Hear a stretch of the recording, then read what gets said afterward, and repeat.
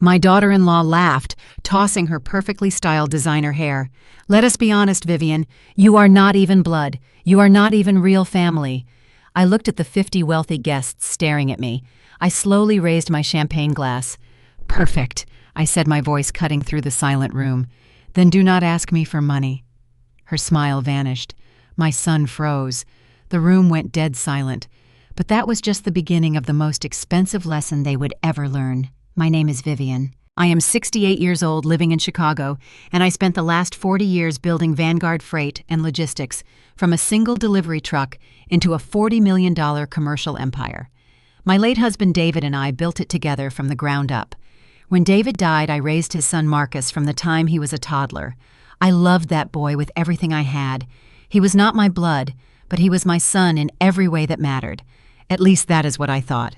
Before we continue, please leave a comment telling us where you are watching from and subscribe to the Never Too Old channel. We are creating a community of incredible people who know our best chapters happen at any age. Now back to the story. The betrayal did not happen in a boardroom. It happened at the Oak Brook Country Club on a crisp Friday evening in October. I had paid $40,000 to host a networking gala to celebrate Marcus being promoted to vice president of my company. I wanted to show the Chicago business elite that my son was ready to take the reins.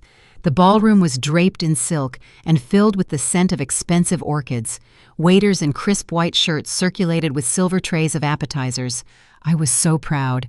I thought I was passing the torch to a man who respected the sweat and tears it took to build our legacy. Marcus was working the room shaking hands with investors while his wife Serena held court near the ice sculpture. Serena was a woman obsessed with status. She wore a silk gown and a diamond necklace that I knew for a fact was paid for by my corporate accounts. I had always tolerated Serena. I knew she loved money more than she loved my son, but I kept my mouth shut to keep the peace. I sat quietly at a corner table sipping sparkling water and watching the crowd. I felt a deep sense of accomplishment. David and I had started our business with nothing but a rusted truck and a dream. We fought tooth and nail for every single contract.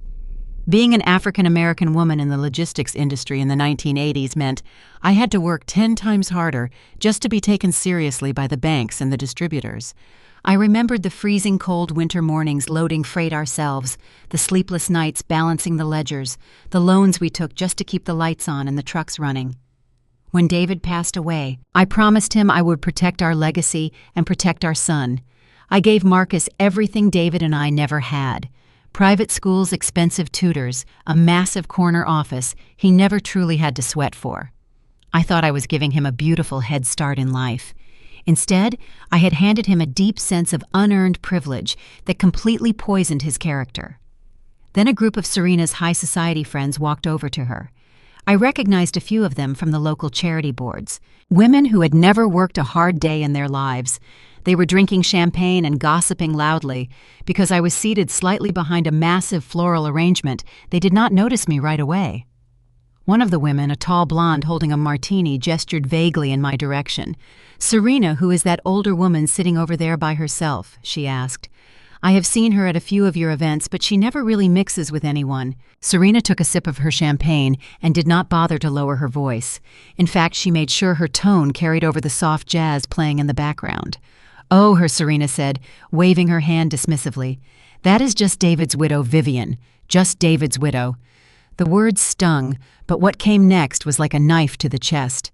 Another friend leaned in, whispering loudly enough for me to hear perfectly. "Is she the one who runs the trucking company? I heard she is incredibly wealthy." Serena rolled her eyes and let out a sharp, mocking laugh. "Wealthy, yes, but she is basically just new money. She is so ghetto sometimes. She does not know how to act in places like this. Let us be honest, she is just our financial backer. She is not even blood. She is not even real family. Marcus is his father's son. She just happened to be married to David when he died. We just keep her around to pay the bills." She laughed again, a cruel, high-pitched sound. Her friends chuckled along with her, sipping their expensive drinks. Marcus was standing right next to her. He was holding his scotch, looking at the floor. He heard every single word his wife just said. My son, the boy I had raised since he was 2 years old, the boy whose scraped knees I had bandaged, whose college tuition I had paid, whose promotion I was currently funding, just stood there and said absolutely nothing. He did not defend me. He did not correct her. He just took a sip of his drink and let her tear my entire existence down to nothing. I sat frozen behind the flowers. I did not cry. I did not scream. 40 years of surviving the ruthless logistics industry teaches you how to control your emotions perfectly. I had negotiated with tough union bosses, navigated cutthroat corporate takeovers, and built an empire in a male-dominated world. I was not about to let a spoiled, entitled woman break my spirit at a country club. The shock instantly evaporated, replaced by a cold, sharp clarity. I stood up from my table. I smoothed the front of my dress, picked up my champagne glass, and walked directly into the center of their circle. The women gasped as I appeared. Serena's smug smile froze on her face. Her eyes went wide with sudden panic. She knew I had heard everything. Marcus finally looked up, his face draining of color. "Mom," he stammered, holding his hand out. "Mom, wait, we were just joking around." I ignored him. I looked directly at Serena. I raised my champagne glass high in the air, catching the light of the crystal chandeliers. The jazz band had just finished a song, and the room was suddenly very quiet. 50 wealthy guests turned to look at us. "Perfect," I said, my voice completely steady, echoing off the marble floors. "Then do not ask me for money." I turned my glass over and poured my champagne directly onto Serena's expensive designer shoes. She shrieked, jumping back, dropping her own glass, which shattered on the floor. "Enjoy the party, Marcus," I said without looking back. "I hope you brought your wallet." I turned around and walked out of the country club. Behind me, the entire ballroom was dead silent. I pushed through the heavy wooden doors and stepped out into the cool October night air. I did not wait for the valet to bring my car. I hailed a passing taxi, got into the back seat, and pulled out my phone. Serena thought she had humiliated me. She thought I was just an old, out-of-touch woman who would quietly accept her disrespect to stay in their lives. She forgot that I controlled the purse strings of their entire reality. I dialed the direct emergency line for my head of corporate finance, a brilliant young man named Thomas. "Thomas," I said when he answered on the second ring, "I need you to do something for me right now. I need you to instantly freeze Marcus and Serena's corporate credit cards, all of them. Block their access to the company expense accounts, cancel their VIP memberships, and revoke their spending privileges." "Mrs. Vivian, are you sure?" Thomas asked, sounding surprised. "It is 10 o'clock on a Friday night. I have never been more sure of anything in my 40 years of business, Thomas. Do it immediately. Do not wait for the morning. I want those cards dead before midnight." "Consider it done," he said. I hung up the phone and leaned back against the taxi seat. The city lights of Chicago blurred past the window. My heart was pounding, but my mind was incredibly calm. For years I had ignored the warning signs. I had ignored Marcus's growing entitlement. I had ignored Serena's endless demands for luxury cars, expensive vacations, and designer clothes. I had convinced myself that my generosity was buying their love, but tonight they had shown me their true colors. They did not love me. They loved my bank accounts.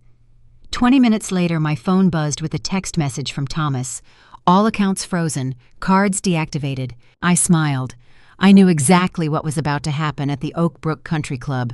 Serena loved to show off her wealth. She loved to be the center of attention. I knew that at the end of the night she would try to pay the $40,000 catering bill with the corporate black card I had given her. She would try to tip the valet with the company expense account. She would try to act like the queen of the castle. An hour later, my phone rang. It was Marcus. I let it go to voicemail. He called again. Then Serena called. I watched the screen light up, letting it ring out. Finally, a text message came through from Marcus. "Mom, please pick up the phone. The club manager is threatening to call the police. The card was declined. Serena's cards are declined too. We cannot pay the venue. They are holding our cars. Please, this is so embarrassing. Everyone is watching us." I read the message and felt a deep sense of justice. Serena wanted to call me ghetto. She wanted to say I was just the financial backer.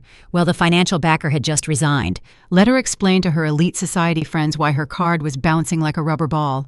Let her face the humiliation she had tried to inflict on me. I quickly turned my phone on. Silent went home and slept peacefully for the first time in months. I thought I had taught them a lesson. I thought cutting off their money would force them to realize my worth. I assumed Marcus would come crawling to my office the next morning, begging for forgiveness and promising to change. But I was wrong. I had severely underestimated how desperate and dangerous my son had become. I did not realize that by cutting off his money, I had backed a desperate animal into a corner. I did not know that while I was sleeping peacefully, Marcus and Serena were staying awake all night, plotting a revenge so cruel and so illegal that it would shake the foundation of my entire life. They were not planning to apologize. They were planning to steal my entire company, and they were willing to destroy my freedom to do it. The real brutal war was about to begin, and I was walking straight into a trap. My daughter-in-law laughed, tossing her perfectly styled designer hair. "Let us be honest, Vivian. You are not even blood. You are not even real family." I looked at the 50 wealthy guests staring at me. I slowly raised my champagne glass. "Perfect," I said, my voice cutting through the silent room. "Then do not ask me for money." Her smile vanished. My son froze. The room went dead silent. But that was just the beginning of the most expensive lesson they would ever learn. My name is Vivian. I am 68 years old living in Chicago, and I spent the last 40 years building Vanguard Freight and Logistics from a single delivery truck into a $40 million commercial empire. My late husband David and I built it together from the ground up. When David died, I raised his son Marcus from the time he was a toddler. I loved that boy with everything I had. He was not my blood, but he was my son in every way that mattered. At least that is what I thought. Before we continue, please leave a comment telling us where you are watching from and subscribe to the Never Too Old channel. We are creating a community of incredible people who know our best chapters happen at any age. Now back to the story. The betrayal did not happen in a boardroom. It happened at the Oak Brook Country Club on a crisp Friday evening in October. I had paid $40,000 to host a networking gala to celebrate Marcus being promoted to vice president of my company. I wanted to show the Chicago business elite that my son was ready to take the reins. The ballroom was draped in silk and filled with the scent of expensive orchids.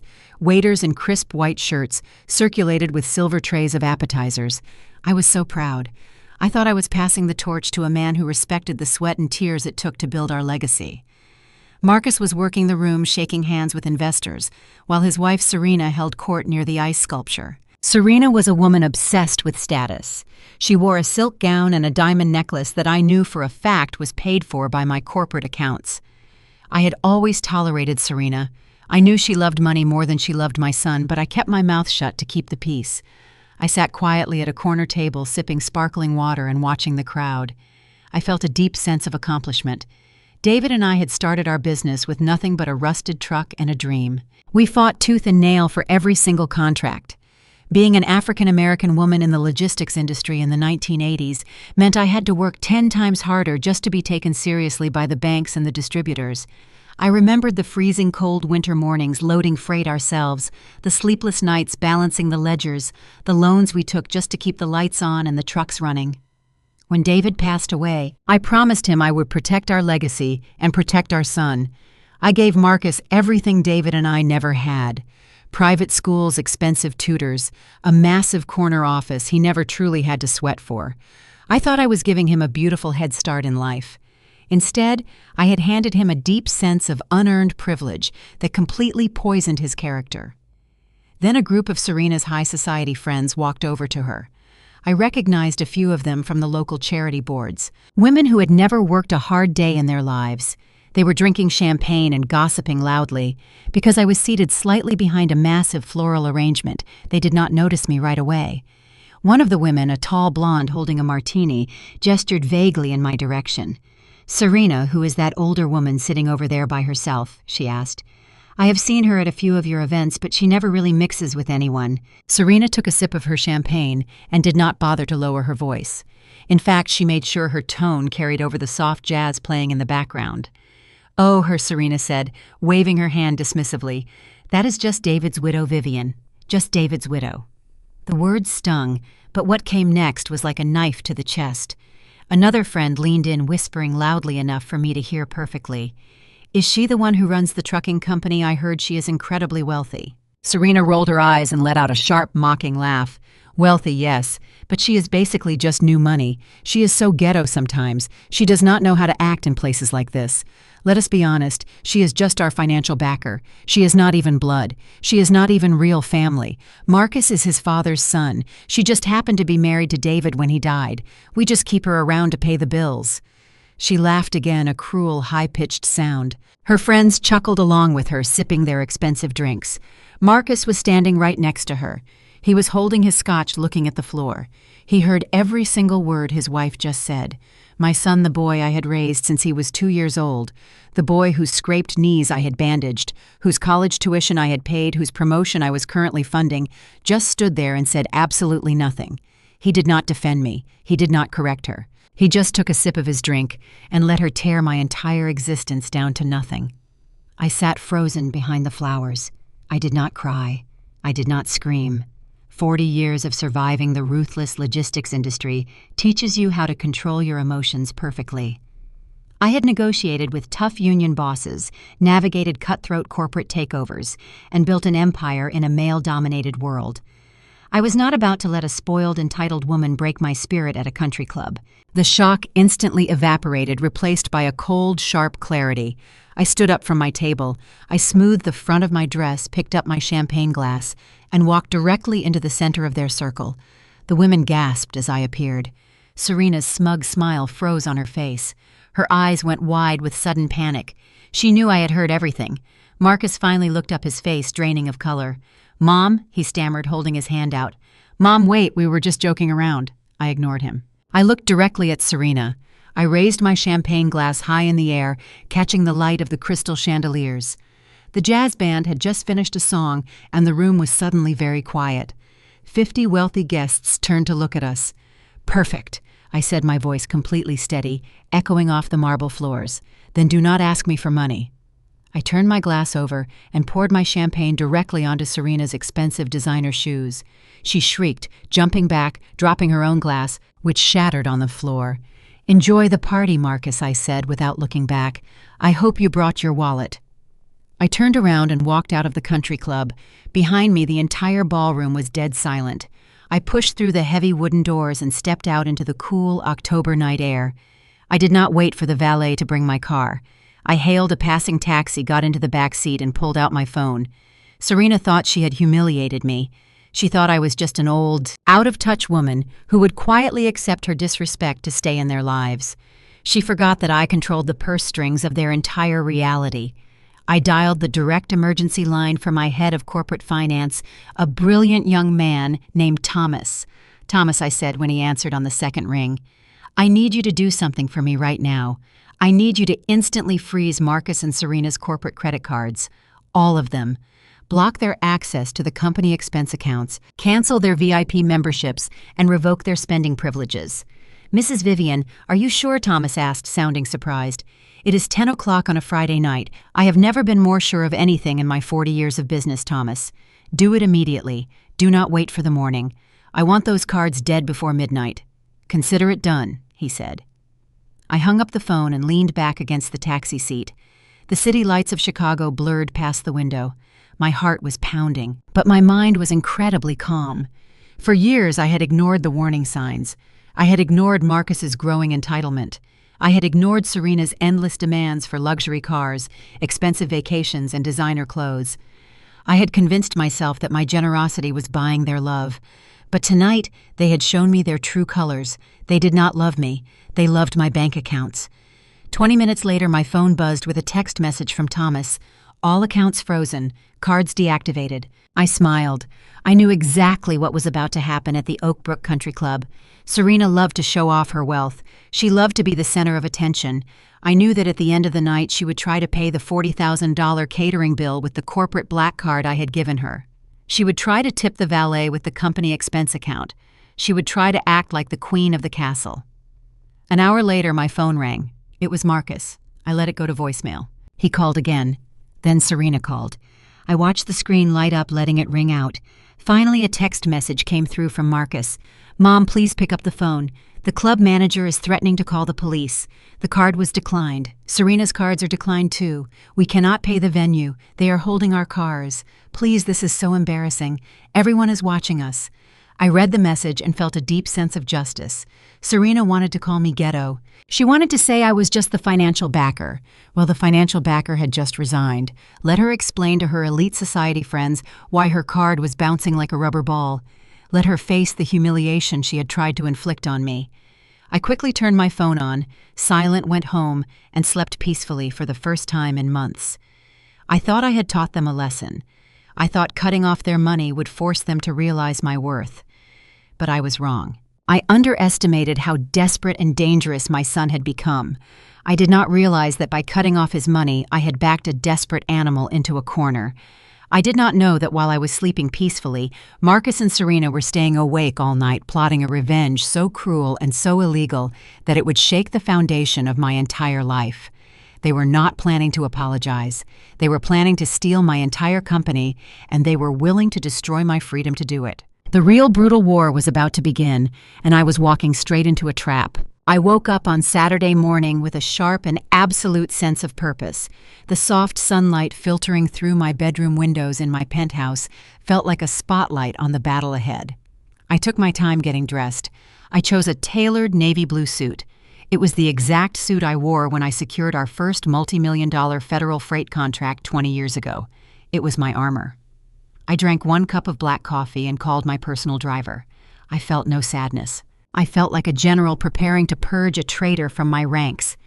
I was going to my downtown Chicago headquarters to officially terminate Marcus. I was going to strip him of his title, clear out his desk, and have security escort him out of the building David and I had built. I watched the city skyline approach through the tinted windows of the town car. I mentally practiced my termination speech. My driver pulled up to the massive glass and steel skyscraper that housed Vanguard Freight and Logistics. I stepped out into the crisp morning air. I walked through the revolving doors holding my head high. The marble lobby was quiet for a Saturday, but the security desk was fully staffed. The massive walls were lined with black and white photographs of the original delivery trucks David and I drove when we first started the business. I looked at those pictures and felt a surge of pride. We had sacrificed everything for this place. I walked straight to the executive elevator bank. I unzipped my purse to grab my master access key card. I swiped the heavy plastic card against the scanner. I waited for the familiar green light and the soft click of the unlocking mechanism. Instead, the scanner blinked a harsh, solid red. A loud buzz echoed in the quiet lobby. Access denied. I frowned. I assumed it was a simple system glitch. I swiped the card a second time. Red again. Access denied. I turned toward the main security desk to signal for a manual override. That was when I noticed Henry. Henry was my lead security supervisor. I hired him 12 years ago after he retired from the Chicago Police Department. He was a good man. He was loyal and professional. But as he walked toward me from behind the marble desk, he did not look professional. He looked absolutely terrified. 2 other security guards flanked him. They kept a very deliberate distance. "Good morning, Henry," I said. I held up my master key card. "My badge seems to be malfunctioning. Could you please override the executive elevator for me?" Henry stopped 5 feet away. He clasped his hands in front of him. He could not look me in the eye. "Mrs. Vivian," he started. His voice was trembling slightly. "I am so sorry. I cannot do that." I stared at him. I was genuinely confused. "Henry, what are you talking about? Just swipe me up to the top floor. I have an important meeting." He finally looked up at me. The pity in his eyes made my stomach drop. "I am sorry, ma'am. Mr. Marcus gave strict orders this morning. You are not allowed in the building." The words hit me like a physical blow, but I refused to show it. "I own the building, Henry," I said. I kept my tone deadly calm and even. "I sign your paychecks. Now open the elevator before I add your name to the list of people I am firing today." Henry shook his head slowly. "Not according to the court order he showed us at 6 o'clock this morning, ma'am. We have been instructed to escort you off the premises if you try to enter." Before I could process what Henry was saying, the soft ding of an arriving elevator echoed through the lobby. The polished steel doors slid open. Marcus stepped out. He was not wearing his usual golf clothes. He wore a dark, expensive suit. He held a thick manila folder in his right hand. Serena was not with him. That told me everything I needed to know. This was not a social visit. This was a hostile corporate takeover. Marcus walked across the marble floor with a smug, overly confident stride that I had never seen him use before. He stopped right next to Henry. He offered me a sad, patronizing smile. "Mom, what are you doing here?" he asked. His voice was dripping with fake concern. "You should be at home resting. The doctor said you need a very quiet environment." I stepped toward him. I ignored the 2 security guards who tensed up beside us. "What Dr. Marcus?" I demanded. "What game are you playing?" Turn those elevators on right now. You are officially terminated from Vanguard Freight and Logistics. You are done." Marcus sighed dramatically and turned to Henry. "See what I mean, Henry," he whispered loudly. "The paranoia is getting worse. She does not even remember what happened last night." Then he turned back to me. He held up the thick manila folder. "You cannot fire me, Mom. You cannot fire anyone. You no longer have the legal authority to run this company." I felt a cold sweat break out on the back of my neck. I snatched the folder from his hands and opened it. The legal jargon was dense, but the bold heading at the top of the first page was crystal clear: Emergency Temporary Conservatorship. My eyes darted across the pages. The petitioner was Marcus. The respondent was me. What made my blood freeze was the attached medical affidavit. It was signed by a high society psychiatrist I had only met once at a charity dinner. The affidavit claimed that my reaction at the country club the previous night was a severe dementia-induced paranoid episode. It stated that pouring champagne on Serena was evidence of violent, unpredictable behavior caused by rapid cognitive decline. The doctor had legally declared me an immediate danger to myself and my financial estate. I stared at the signature. They had ambushed me. Overnight, while I thought I had won, Marcus had taken my one moment of justified anger at the country club and weaponized it into a medical diagnosis. He had gone to an on-call judge in the middle of the night. Because Marcus was my only legal next of kin, the judge had granted him temporary but total control over my personal assets and my commercial enterprise. "This is a massive lie," I said. My voice rose just a fraction before I forced it back down into a calm, steady rhythm. "I am perfectly sane, Marcus. You bribed a corrupt doctor to sign a fake evaluation. You will go to federal prison for this." Marcus leaned in close so the security guards could not hear him. His eyes were cold and empty. "Prove it," he whispered. "By the time you get a competency hearing, it will take months, and by then, I will have already restructured the entire company. Your corporate accounts are frozen. Your personal banking is routed to a trust I control. You have absolutely nothing.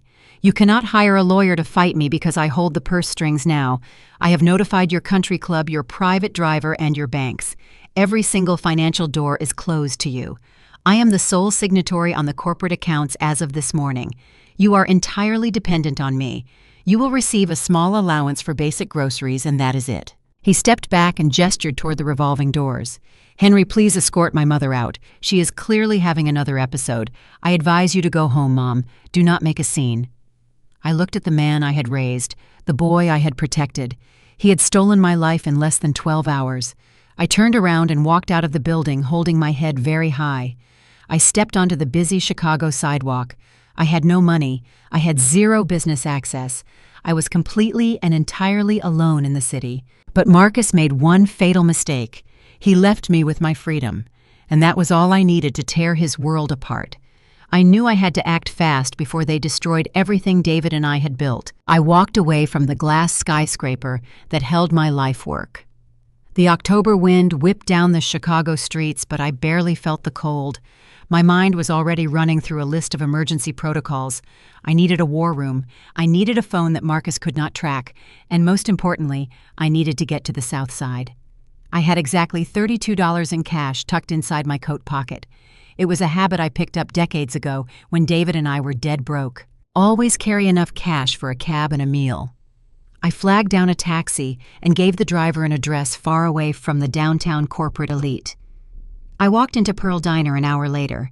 The smell of black coffee and fried food brought me back to my roots. Pearl herself was behind the counter. She did not ask why I was there. She just poured me a mug of black coffee and pointed to a quiet booth in the back corner. I sat in the cracked vinyl booth and pulled out a small notepad. I started listing the names of cutthroat corporate lawyers I had kept on retainer over the years, men and women who thrived in the mud. But I had a massive problem. Marcus had frozen my personal and business accounts. High-powered litigators demanded heavy retainers. I had to find a way to liquidate a hidden offshore asset before Marcus found it. The bell above the diner door jingled. I did not look up until a shadow fell across my table. A teenager slid into the booth across from me. He wore a dark hooded sweatshirt and carried a battered black backpack. He pulled down his hood. It was Trey, my 17-year-old grandson. Marcus and Serena were his parents, but he was nothing like them. Trey was brilliant. He was a quiet kid who spent his entire life behind a glowing computer screen. Serena was always embarrassed by him because he refused to wear designer clothes or attend her high society country club dinners. Marcus ignored him completely because Trey had no interest in playing golf or pretending to be a corporate shark. They left him alone. That was their second fatal mistake. They completely ignored the cybersecurity prodigy living under their own roof, Nana Trey whispered. His eyes darted toward the diner entrance. He looked terrified. "Trey, what are you doing here?" I asked. "You should be at school." He shook his head and unzipped his backpack. "I cannot go to school, Nana. I saw what they did this morning. I heard them talking last night after the country club. I know about the conservatorship." He reached into his bag and slid a thick tablet across the table. It was encased in heavy black rubber. The screen was encrypted. Trey typed a rapid string of commands into the tablet. "They are not just trying to take the company, Nana," he said. His voice was shaking. "You need to look at this right now." I stared at the screen. It was displaying a massive digital folder filled with financial documents, bank transfers, and legal contracts. "How did you get these?" I asked. Trey let out a humorless laugh. "Mom uses the same weak password for her banking that she uses for her social media. She thinks a capital letter and a number is high security. I bypassed her cloud storage in less than 4 minutes. I downloaded everything they have been hiding for the last year." I pulled the tablet closer. I started scrolling through the documents. I expected to see massive credit card bills. I expected to see receipts for luxury cars. But what I saw made the blood in my veins turn to absolute ice. This was not about credit card debt. This was a corporate hijack. Trey leaned across the table. His voice dropped to a frantic whisper. "Dad did not just overspend, Nana. He is in deep trouble. 6 months ago, he took out a $15 million illegal loan.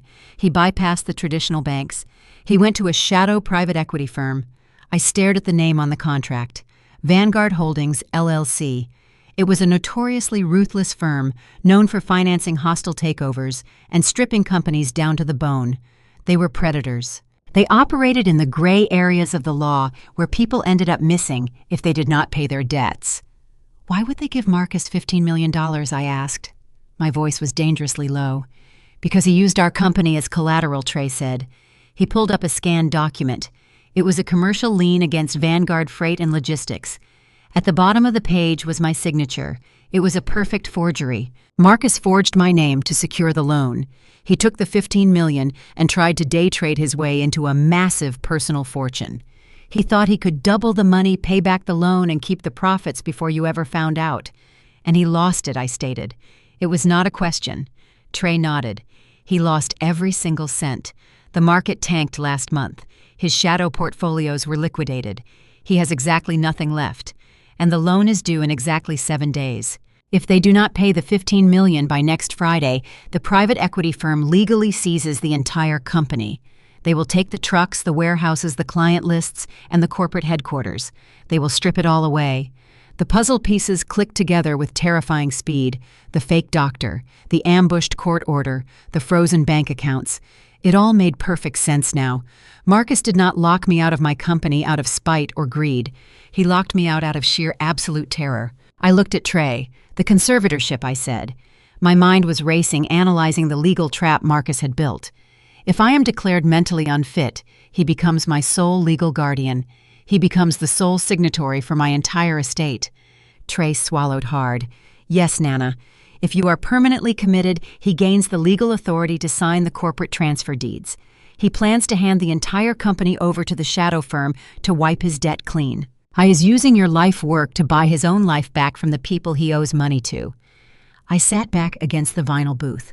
The waitress walked by to refill my coffee, but I waved her away. I needed to think. My son, the boy I had protected and provided for his entire life, was willing to destroy my legacy, to cover his own colossal stupidity. He was willing to let a group of ruthless corporate vultures tear apart the business David and I had bled for. I looked at the forged signature on the screen. The audacity of his plan was almost impressive. Almost. He had used my unblemished reputation in the Chicago logistics industry to secure a loan he never had the skill to manage. He had weaponized my generosity against me. But Marcus had made a massive miscalculation. He assumed I would fight him in civil court. He assumed I would hire a lawyer to contest the conservatorship. He knew the legal system was slow. I knew it would take months for a judge to grant a competency hearing. He was counting on the slow grind of the courts to keep me locked out while he signed the transfer papers next week. He thought he had me completely trapped. I looked at my grandson. He was 17 years old, and he had just risked his entire future to warn me. If Marcus and Serena found out Trey had hacked their accounts, they would destroy him too. I could not let that happen. "Trey," I said. My voice was steady. "Does anyone know you are here?" "No," he replied.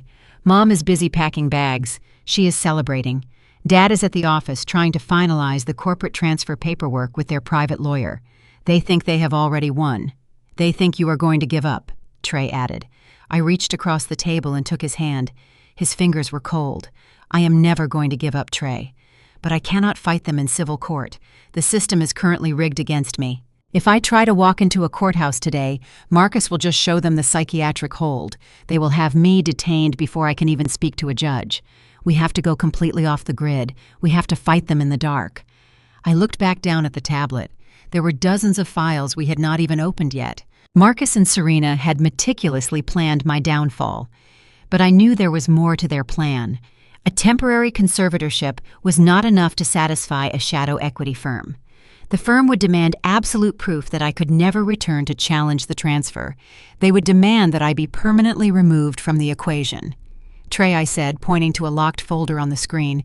"What is in that file, the one labeled medical transfer?" Trey looked at the screen and his face went completely pale. The brave facade he had been holding up finally cracked. He looked like a terrified little boy. He pulled the tablet closer and typed in another bypass code. The folder clicked open. "Nana," he whispered. His voice was choked with tears. "That is the worst part. They are not just trying to take the company. They are trying to make sure you never come back." My daughter-in-law laughed, tossing her perfectly styled designer hair. "Let us be honest, Vivian. You are not even blood. You are not even real family." I looked at the 50 wealthy guests staring at me. I slowly raised my champagne glass. "Perfect," I said, my voice cutting through the silent room. "Then do not ask me for money." Her smile vanished. My son froze. The room went dead silent. But that was just the beginning of the most expensive lesson they would ever learn. My name is Vivian. I am 68 years old, living in Chicago, and I spent the last 40 years building Vanguard freight and logistics, from a single delivery truck into a $40 million commercial empire. My late husband David and I built it together from the ground up. When David died, I raised his son Marcus from the time he was a toddler. I loved that boy with everything I had. He was not my blood, but he was my son in every way that mattered. At least that is what I thought. Before we continue, please leave a comment telling us where you are watching from and subscribe to the Never Too Old channel. We are creating a community of incredible people who know our best chapters happen at any age. Now back to the story. Trey looked at the screen and his face went completely pale.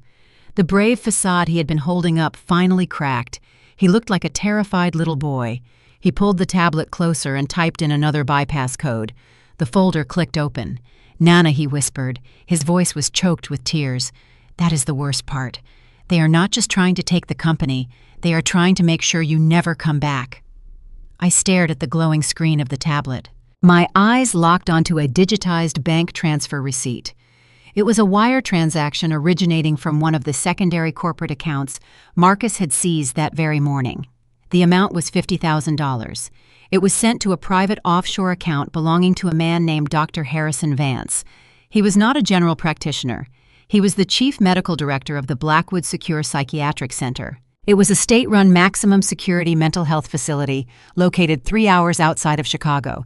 It was the kind of place where people were sent when they were considered a severe, violent danger to society. It was a facility known for heavily medicating its patients and severely restricting their contact with the outside world. Trey pointed a shaking finger at the bottom of the receipt. "Look at the memo line, Nana," he said. His voice was barely a whisper over the clatter of silverware in the diner. I leaned in closer. The memo line read simply, "Friday 5 p.m. intake, secure transport." The final pieces of my son's horrifying puzzle snapped together in my mind with a sickening clarity. He was not just satisfied with taking my company. I was not just satisfied with stealing my legacy to pay off a cartel of corporate vultures. Marcus knew that as long as I was walking the streets of Chicago, I was a massive threat to his freedom. He knew that I had 40 years of connections in the logistics industry. He knew I could eventually find a judge willing to listen to me. Most importantly, he knew that if I got my hands on the financial records proving he had forged my signature on a $15 million federal loan, I could send him to prison for the rest of his life. He needed me silenced permanently. A temporary conservatorship was just his legal shield. The real weapon was the psychiatric commitment. Once I was dragged into Blackwood Secure Psychiatric Center on a Friday evening, I would be stripped of my phone and my identity. The corrupt director would sign the intake forms citing the fake dementia diagnosis. I would be locked in a sterile white room and pumped full of heavy sedatives. By the time Monday morning arrived and the courts opened, I would be a heavily medicated ghost. I would be entirely unable to testify to the Federal Bureau of Investigation about the wire fraud. I would be trapped behind reinforced steel doors while Marcus freely signed the transfer deeds, handing my entire $40 million empire over to a shadow private equity firm to save his own miserable life. The sheer cruelty of his plan took my breath away. My own son, the boy I had tucked into bed, the boy I had protected from every hardship in the world, had paid $50,000 to lock me in a chemical prison. He and Serena had planned every detail of my demise while smiling in my face and spending my money. They were going to have a private medical transport team arrive at my penthouse on Friday afternoon.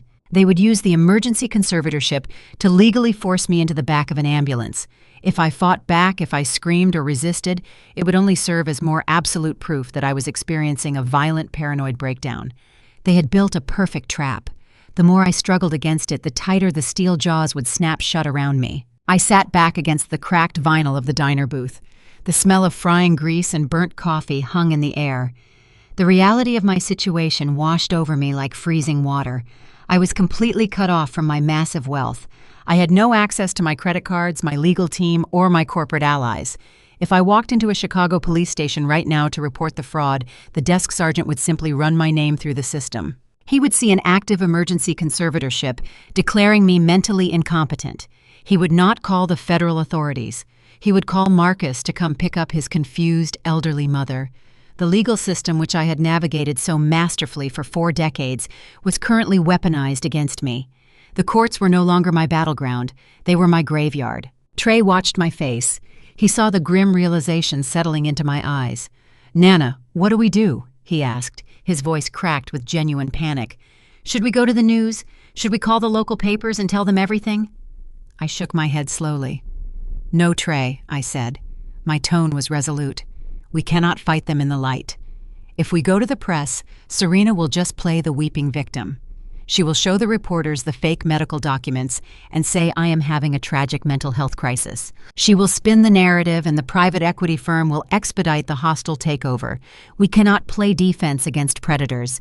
We have to let them think they have won.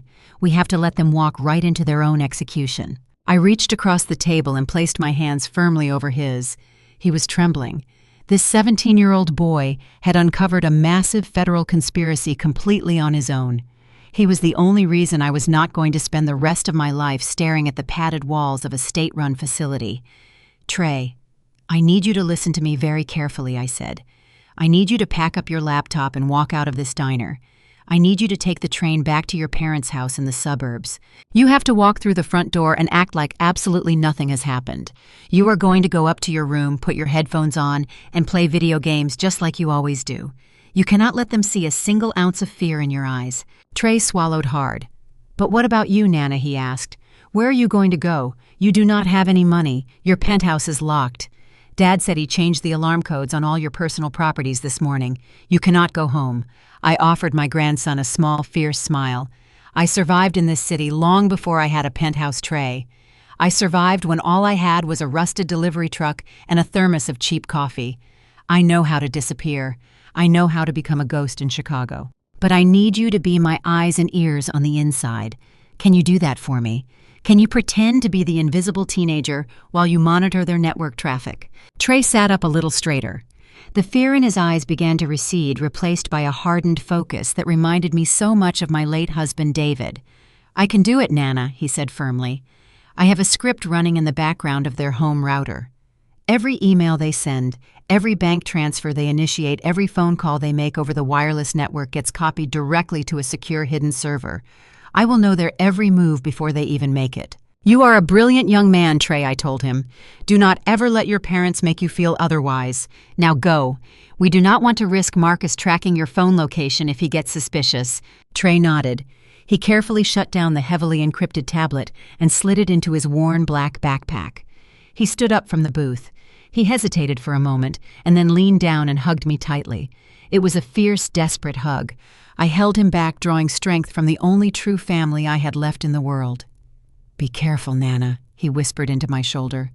"I will see you on the other side, Trey," I promised him. He pulled away, zipped up his dark hooded sweatshirt, and walked quickly out of the diner, blending instantly into the busy afternoon foot traffic on the sidewalk. I watched him disappear through the dirty diner window. My heart ached for the burden he was carrying, but I knew he was strong enough to handle it. I was alone again. I reached into my coat pocket and pulled out the $32 in cash. It was a meager arsenal to fight a multi-million-dollar war, but it was all I needed to start. I placed a $5 bill on the table for the coffee I had not touched. I slid out of the booth and walked toward the diner exit. The bell jingled loudly as I pushed the door open, stepping out into the biting October wind. The city of Chicago roared around me. Sirens wailed in the distance. Commuters rushed past me on the pavement. I was a 68-year-old woman with no corporate badge, no credit cards, and no home to return to. My own son was actively hunting me to lock me in a psychiatric ward. But Marcus had severely underestimated his mother. He thought stripping away my wealth would strip away my power. He forgot that the wealth was just a byproduct of my resilience. The power was inside me. It always had been. I pulled my coat tightly around my shoulders and began to walk down the busy avenue. I needed to find a secure location. I needed to acquire a burner phone that could not be traced by the private equity firm or by my son. Most importantly, I needed to contact the one man in Chicago who was vicious enough to help me orchestrate a corporate bloodbath. I was not going to run from the trap Marcus had set for me on Friday. I was going to turn his trap into a federal cage. I merged into the sea of pedestrians, becoming just another anonymous face in the massive city. I was going completely off the grid. The war had officially begun. The wind whipped off Lake Michigan as I walked down the gray pavement of the South Side. I pulled my collar up high against my neck. I needed a phone. I found a small, dusty convenience store 2 blocks away from the diner. The bell on the door announced my arrival. I walked straight to the electronics rack in the back corner. I grabbed the cheapest prepaid cell phone they had. It cost exactly $29.99. I handed the cashier my folded cash and walked back out into the cold. I sat on a concrete bench at a bus stop and tore the plastic packaging open. I powered on the small device. My hands were freezing, but my mind was sharp. I did not need to look up any contact information. When you build a logistics empire from nothing, you learn to memorize the numbers of the people who can save your life. I typed in a local Chicago area code followed by 7 digits I had known for 15 years. The line rang twice. A deep, gravelly voice answered. "Law Office of Gregory Vance. State your business." Gregory Vance was not a family lawyer. I was not the kind of attorney who handled simple contracts or polite negotiations. Vance was a corporate shark. He was an old-school, ruthless litigator who specialized in destroying hostile takeovers and dismantling corporate espionage. He was the man you called when the boardroom turned into a battlefield. "Vance," I said, speaking quietly into the cheap plastic phone. "It is Vivian." There was a long pause on the other end of the line. "Vivian?" he asked, sounding genuinely shocked. "My phone has been blowing up all morning. Marcus sent my office a legal notice claiming you had a severe mental breakdown. He stated that he has full legal authority over your estate. He terminated my retainer with your company 3 hours ago. What on earth is happening?" "I am entirely sane, Vance," I told him. "Marcus has forged my signature on a $15 million commercial loan from a shadow private equity firm. He secured a fraudulent emergency conservatorship to sign the company over to them. I have no money, and I have no access to my accounts. He has hired a private medical transport team to lock me in a state-run psychiatric ward this Friday." I heard Vance exhale sharply. The veteran lawyer immediately grasped the terrifying severity of the situation. "Where are you, Vivian?" he asked. His tone shifted from shock to absolute business. "I am on the South Side," I said. "I need a secure location to meet. Somewhere off the grid where Marcus and his private security cannot find us. Can you meet me at Mount Zion Baptist Church in 1 hour? Use the back alley entrance." "I know the place," Vance replied. "I will be there. Do not speak to anyone else." I crushed the empty phone packaging into a trash can and began the long walk to Mount Zion. This was the church where David and I were married 40 years ago. It was the church where we had baptized Marcus. The ironies of life were a bitter pill to swallow. The large red brick building stood as a silent fortress at the end of the avenue. I slipped down the narrow alleyway and knocked on the heavy wooden side door. The elderly caretaker let me in without asking a single question. He simply nodded and pointed me toward the basement stairs. The church basement was cool and windowless. It smelled of old paper and floor wax. There were stacks of folding chairs and long wooden tables pushed against the concrete walls. I sat at a table in the center of the room under the hum of a single fluorescent light. It was the perfect war room. 20 minutes later, the heavy basement door opened. Gregory Vance walked down the wooden stairs. He wore a sharp charcoal suit and carried a thick leather briefcase. He looked completely out of place in the dusty church basement, but his eyes were burning with a fierce intensity. He sat down across from me and opened his briefcase. "Talk to me, Vivian," he said. "Tell me exactly what we are dealing with." I laid out every single detail Trey had discovered on his encrypted tablet. I told Vance about the fake doctor and the forged signature. I explained the timeline. We had exactly 6 days before the shadow firm seized Vanguard Freight and Logistics.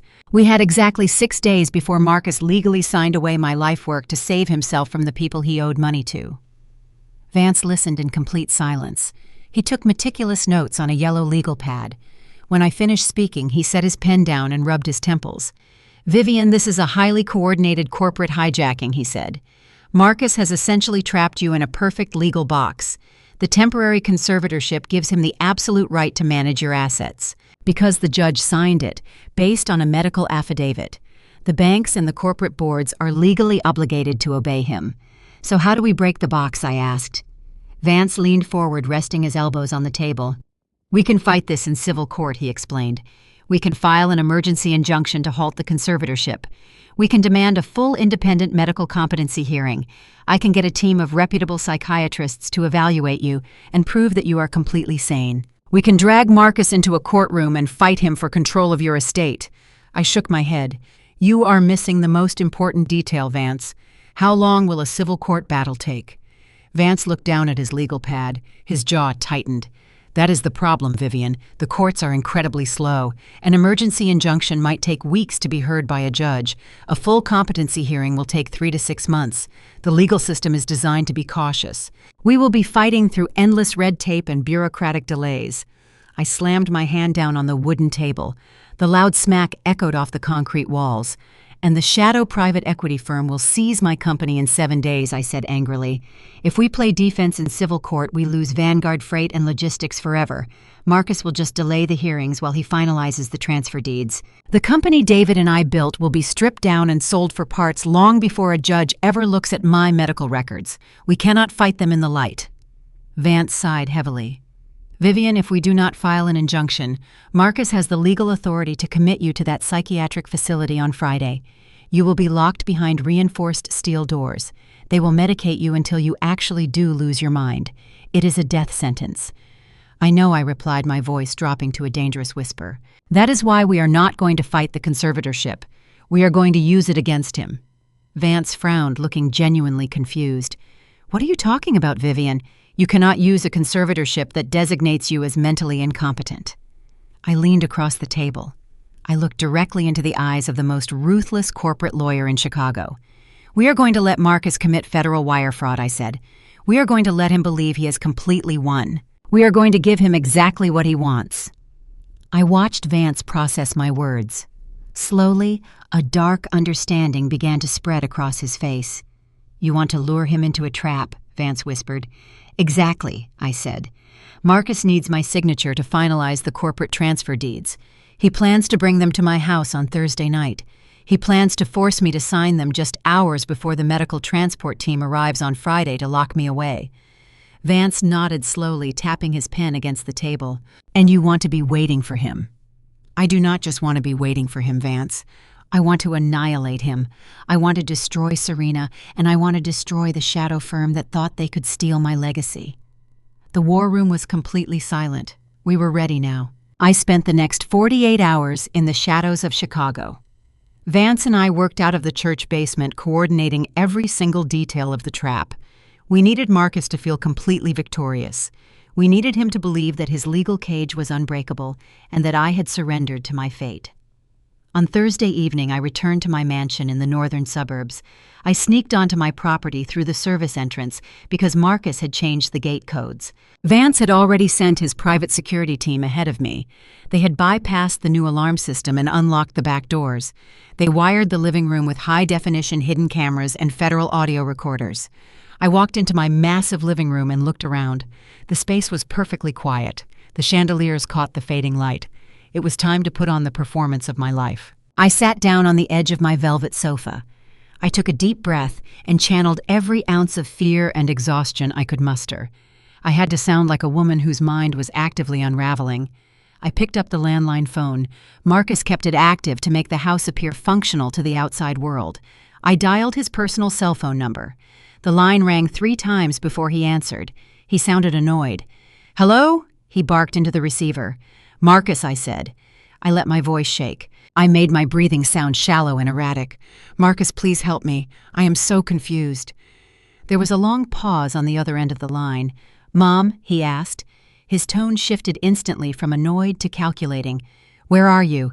"I am at the house." I cried softly into the phone. My head hurt so badly. I tried to buy groceries, but my cards did not work. I do not understand what is happening to me. I could practically hear the arrogant smirk forming on his face. He believed his fake medical diagnosis was coming true. He believed the stress had finally broken my mind. "Mom, you are sick," he said. His voice dripped with fake sympathy. "The doctor warned us this would happen. Your mind is slipping. You need professional care. Please, Marcus." I whimpered. "I just want to rest. I am so tired of fighting. Just bring those legal papers to the house. I will sign whatever you need for the conservatorship. I just want this nightmare to end. I want to go to sleep." "Do not move, Mom," Marcus commanded eagerly. The greed in his voice was unmistakable. "Do not open the door for anyone else. Serena and I are coming right now with the attorney. We will get this sorted out. We will take care of you." I hung up the phone. I wiped a fake tear from my cheek. My posture straightened. The trap was set perfectly. I waited in the dim light of the living room. I wore a faded, oversized cardigan over my clothes to make myself look smaller and more fragile. I messed up my hair just slightly. I took off my expensive jewelry and left my face bare of any makeup. I looked exactly like a broken, defeated old woman.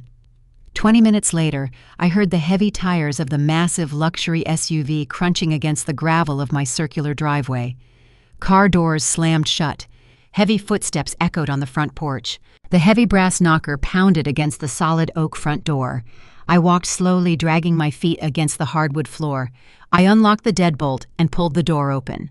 Marcus stood on the porch holding a thick black leather briefcase. Serena stood right next to him wearing a tailored designer dress and a diamond tennis bracelet that belonged to my company vault.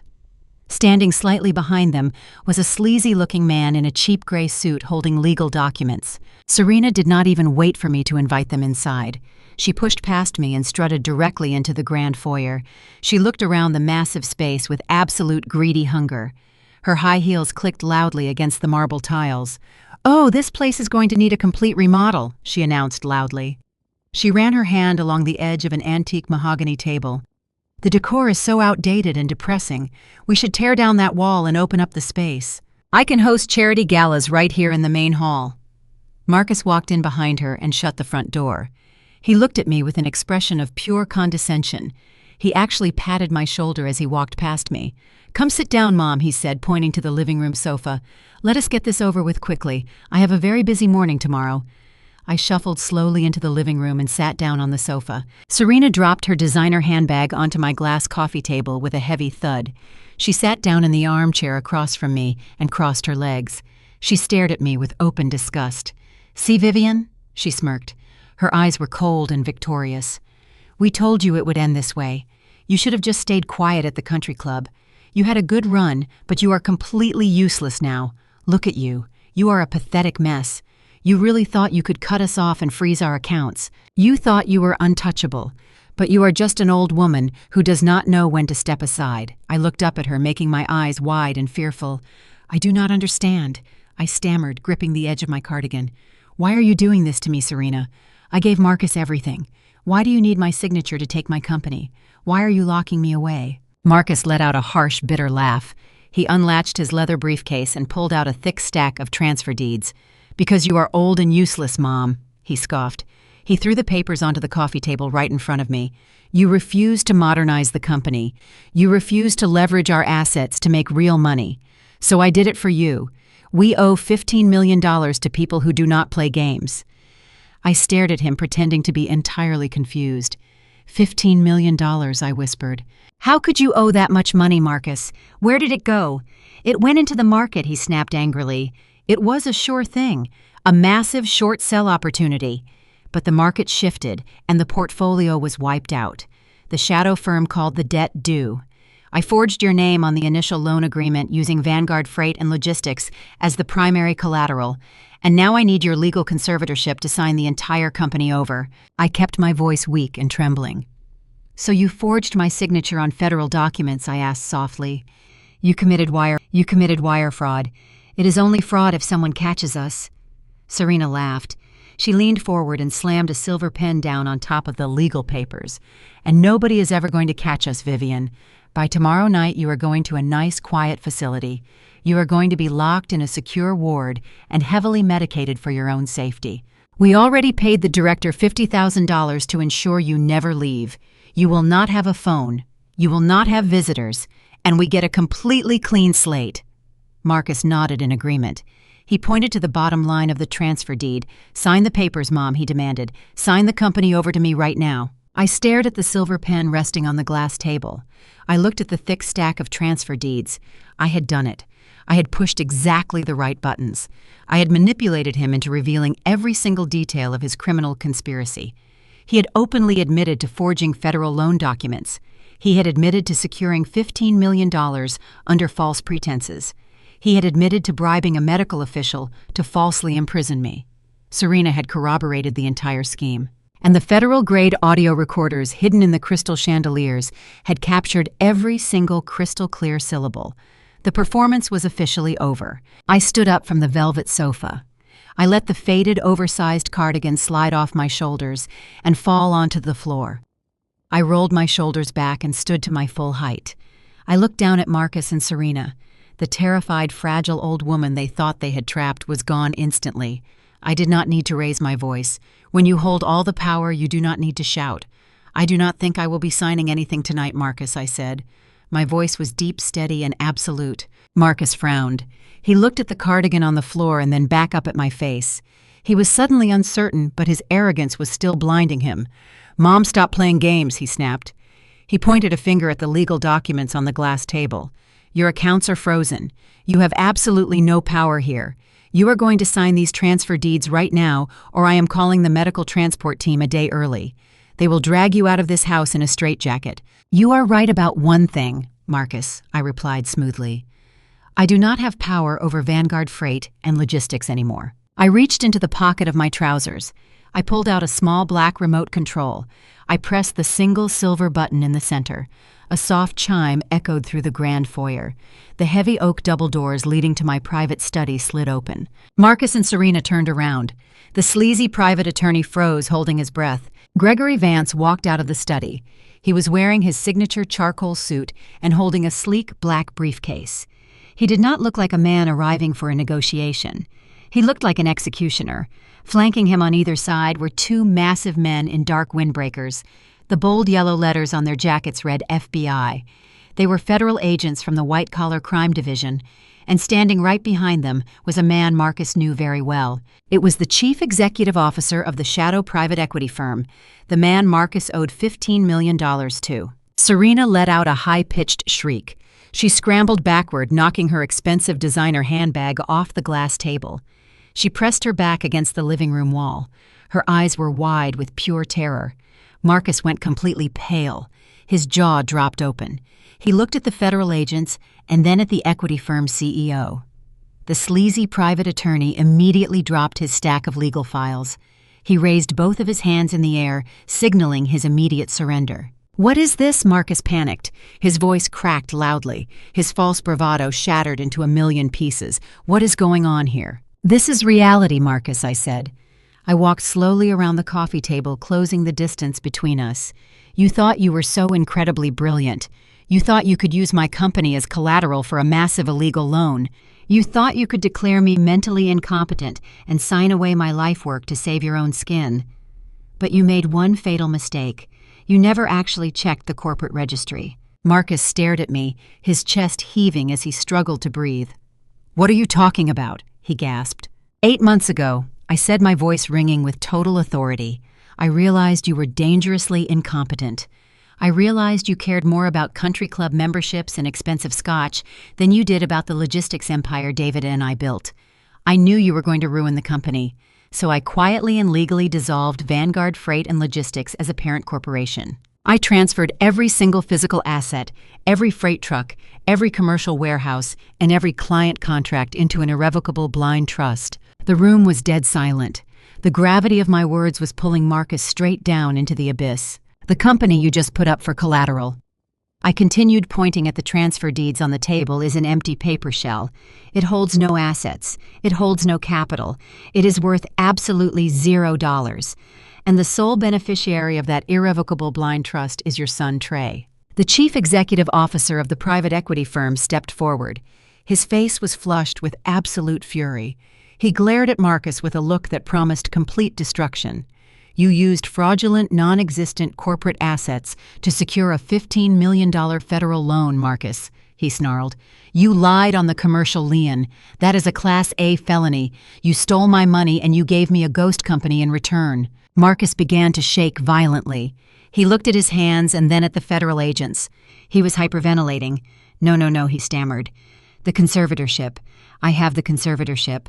I have legal control over her estate." "That piece of paper is entirely worthless," Gregory Vance said, stepping into the center of the room. He opened his briefcase and pulled out a small digital audio recorder. He pressed the play button. The crystal-clear audio of our conversation from just 3 minutes ago filled the living room. Marcus's own arrogant voice echoed off the walls. "I forged your name on the initial loan agreement using Vanguard Freight and Logistics as the primary collateral, and now I need your legal conservatorship to sign the entire company over." Then Serena's mocking laughter played through the speaker. "It is only fraud if someone catches us." Vance stopped the recording.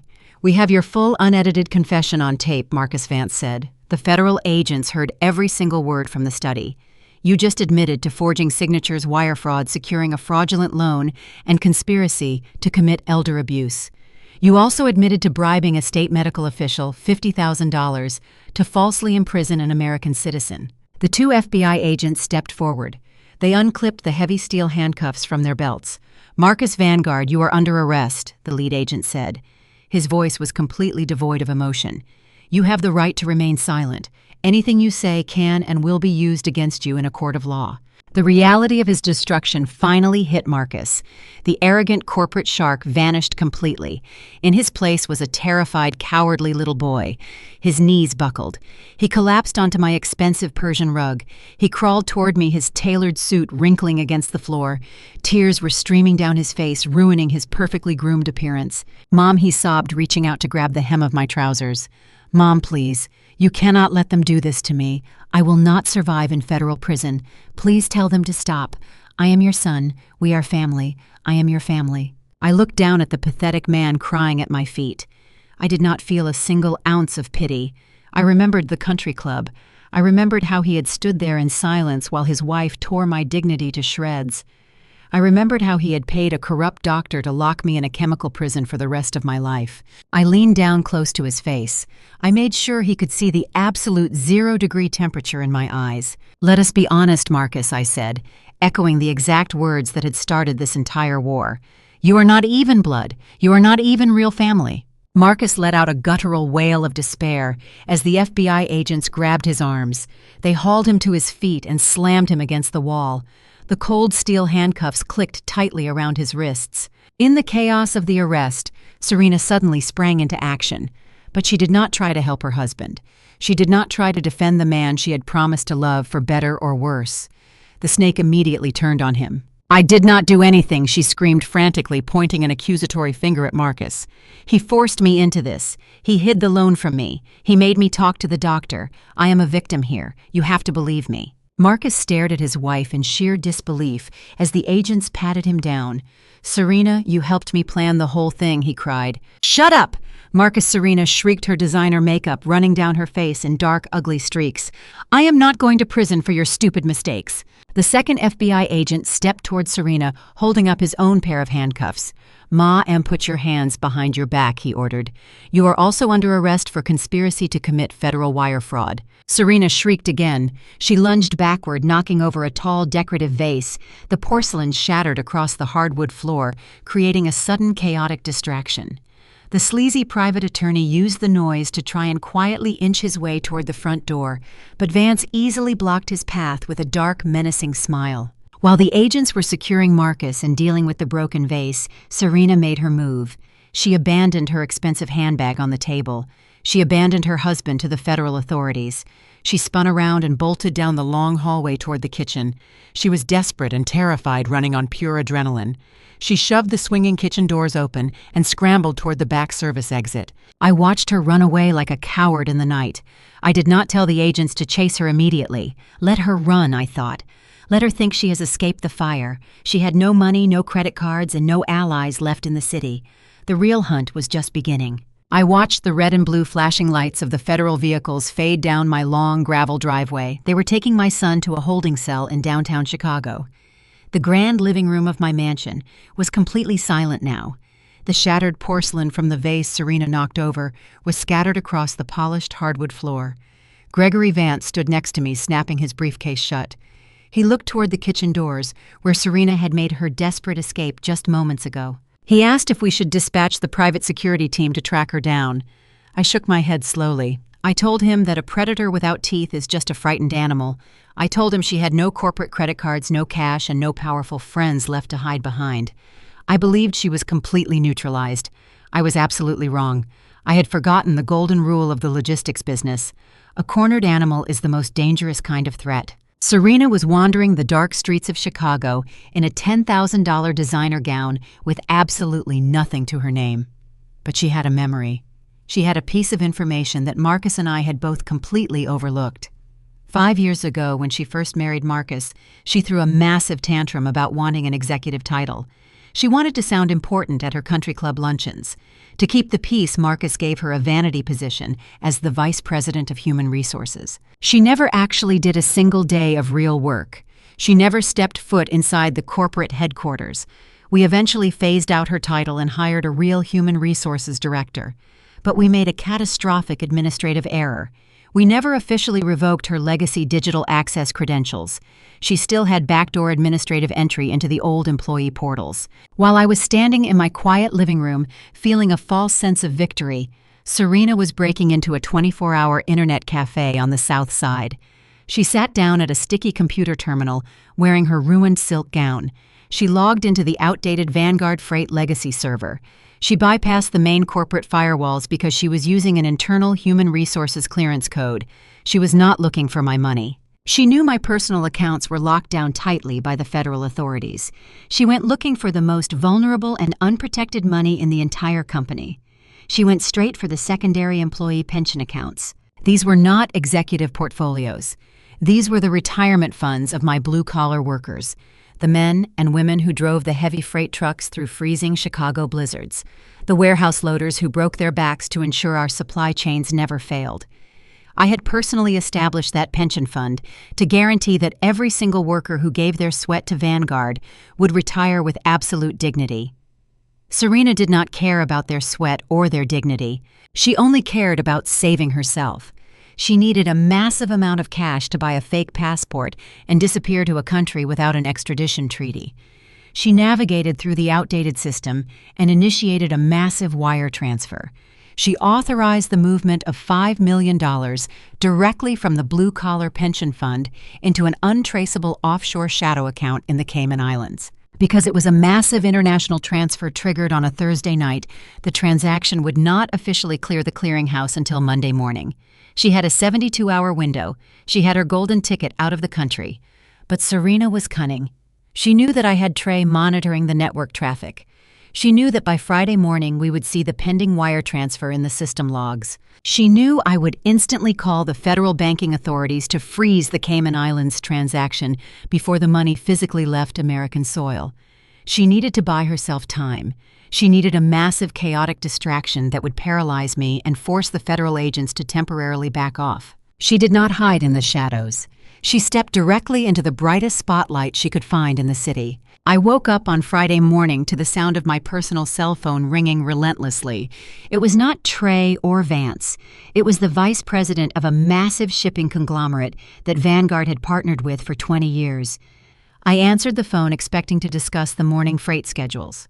Instead, the man on the other end of the line sounded completely panicked. He told me to turn on the local Chicago news channel immediately. I grabbed the remote control and turned on the flat-screen television in my bedroom. The coffee I was holding nearly slipped from my hands. Serena was sitting on a plush sofa in the broadcasting studio of a highly sensationalized morning news program. She looked absolutely terrible, but it was completely by design. She had wiped away her expensive makeup. She had tangled her perfectly styled hair.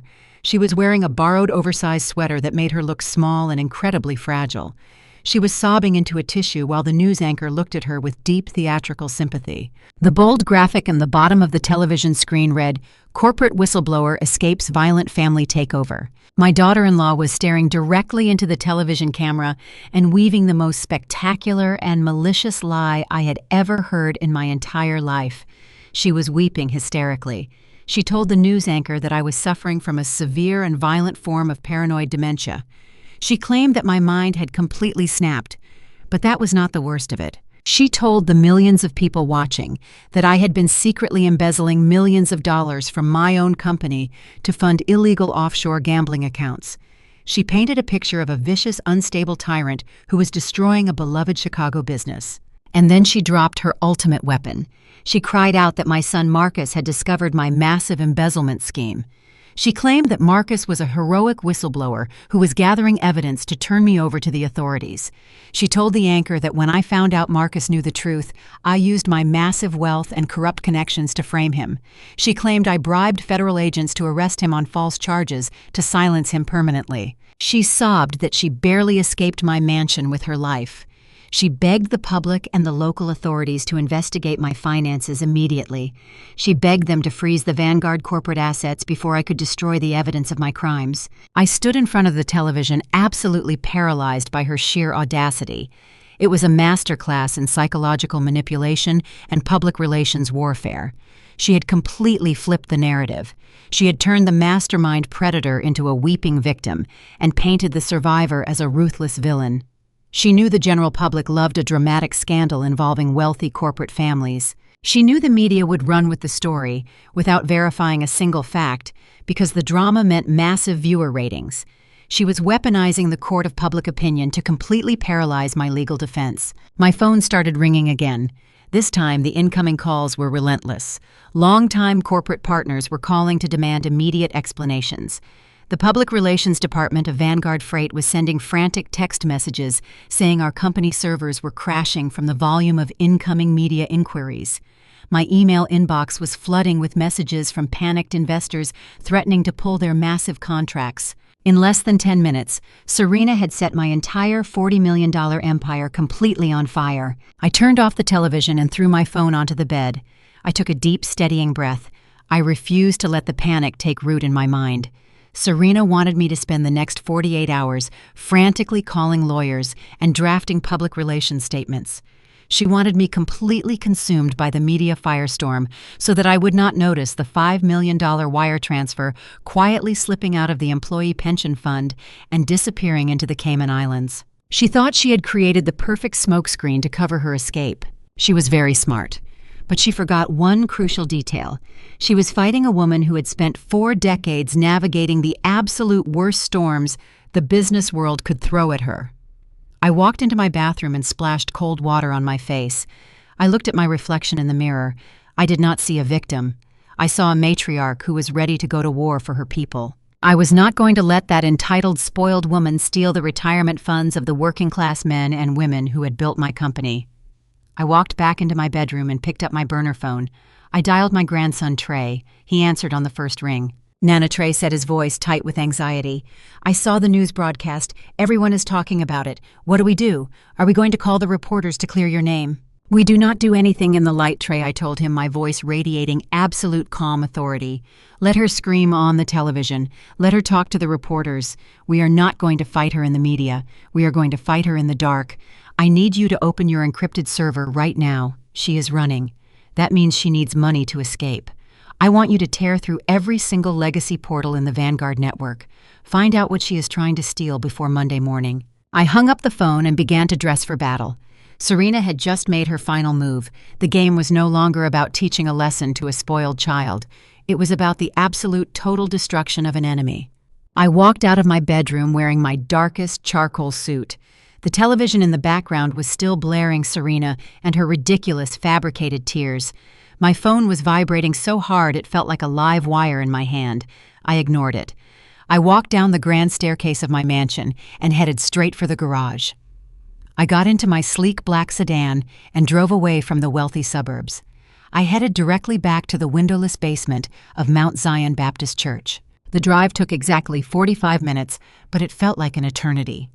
When I pushed open the heavy wooden door, Gregory Vance was already pacing. He looked incredibly agitated. His suit jacket was unbuttoned and his tie was loosened.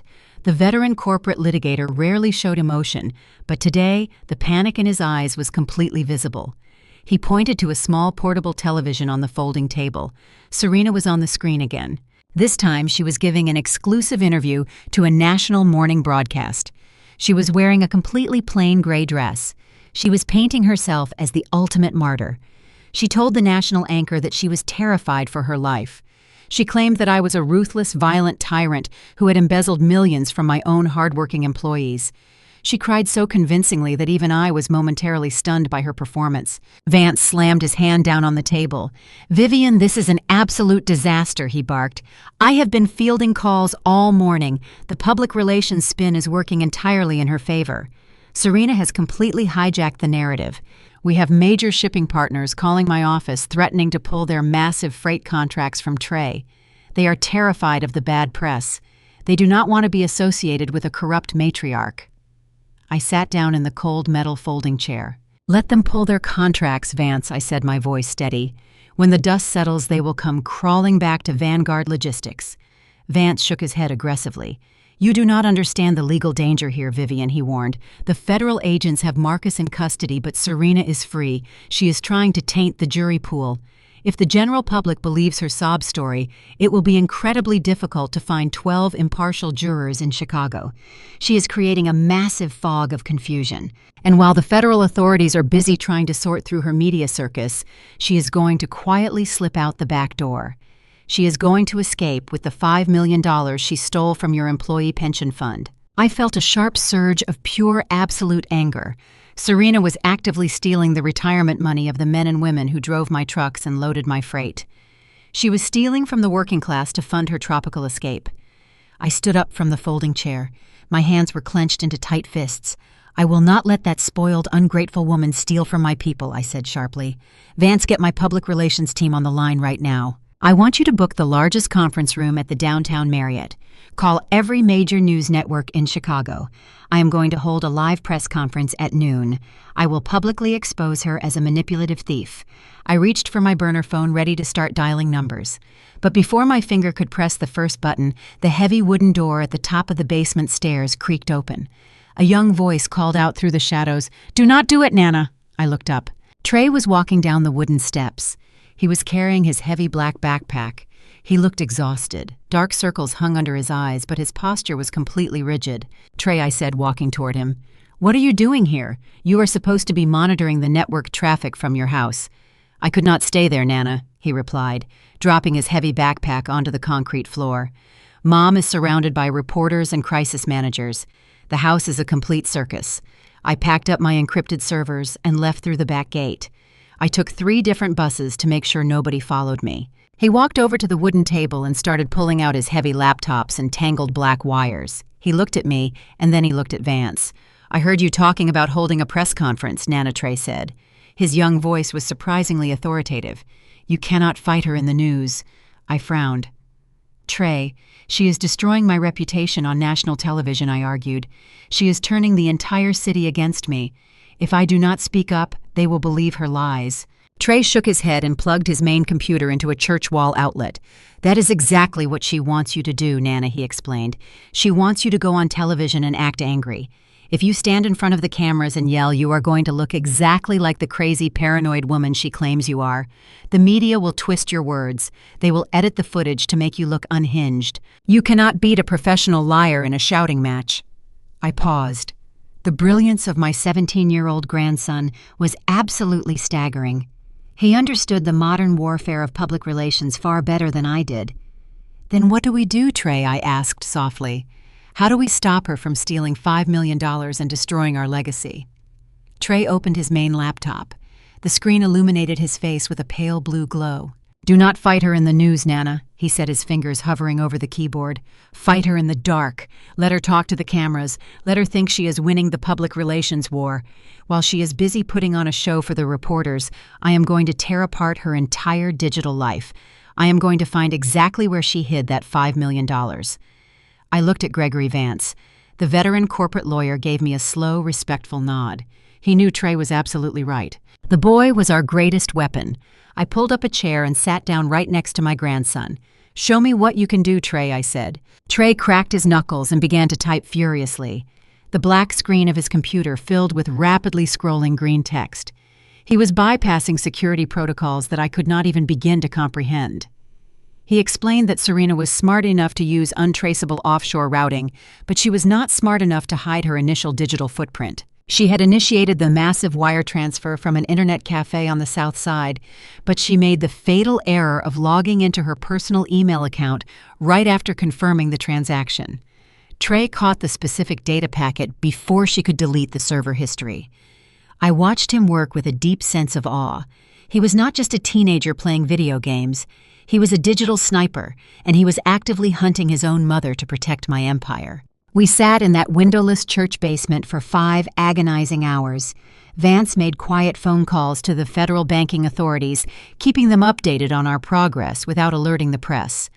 The air in the room was thick with tension. Every passing minute brought Serena closer to securing the stolen pension funds and booking a one-way flight out of the country. Suddenly, Trey stopped typing. He leaned closer to the monitor. His eyes narrowed. "Got you," he whispered. He hit the enter key with a loud, satisfying clack. A detailed banking ledger popped up on the screen. It displayed a massive offshore account registered in the Cayman Islands. It was the exact destination of the $5 million Serena had stolen. But Trey did not stop there. He dug deeper, unearthing a terrifying truth. "Look at this," Nana Trey said, pointing to the screen. "She has been using this exact offshore account for 5 years. She did not just set this up last night to escape. She has been systematically siphoning money from your company for half a decade." I leaned forward, my heart pounding with sheer, absolute rage. Serena was about to learn a very expensive lesson. Trey's fingers flew across his illuminated keyboard with a speed that left me absolutely breathless. He did not look like a teenager anymore. He looked like a seasoned operative dismantling a highly explosive bomb. The basement of the church was completely silent, except for the frantic clicking of his keys and the distant hum of the old boiler. Gregory Vance stood over his shoulder, watching the lines of code cascade across the black monitor. I sat perfectly still. I knew better than to interrupt a specialist at work. Trey explained what he was doing in sharp, precise sentences.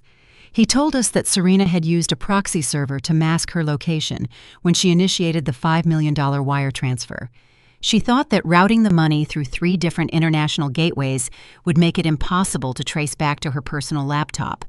But she made a fundamental error. She logged into her social media account to check the public reaction to her television interview while the illegal transfer was still actively processing in the background. By doing that, Serena essentially tied her exact digital fingerprint to the stolen funds.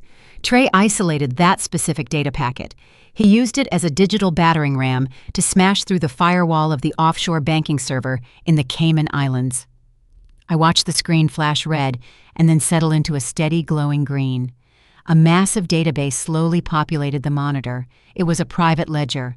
It listed the $5 million transfer from my employee pension fund sitting in a holding pattern. The money was waiting for the International Banking Clearinghouse to open on Monday morning. I let out a breath I did not realize I was holding. We had found the money.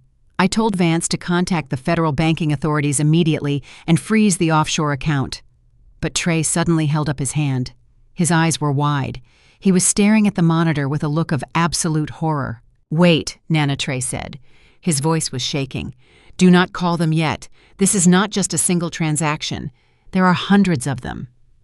I stood up from my folding chair and walked around the wooden table. I looked at the screen. Below the pending $5 million transfer was a massive list of completed transactions. They stretched down the page in an endless, terrifying column. Trey began scrolling back through the historical data.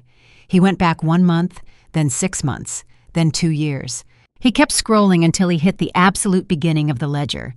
The very first illegal wire transfer was dated exactly 5 years ago.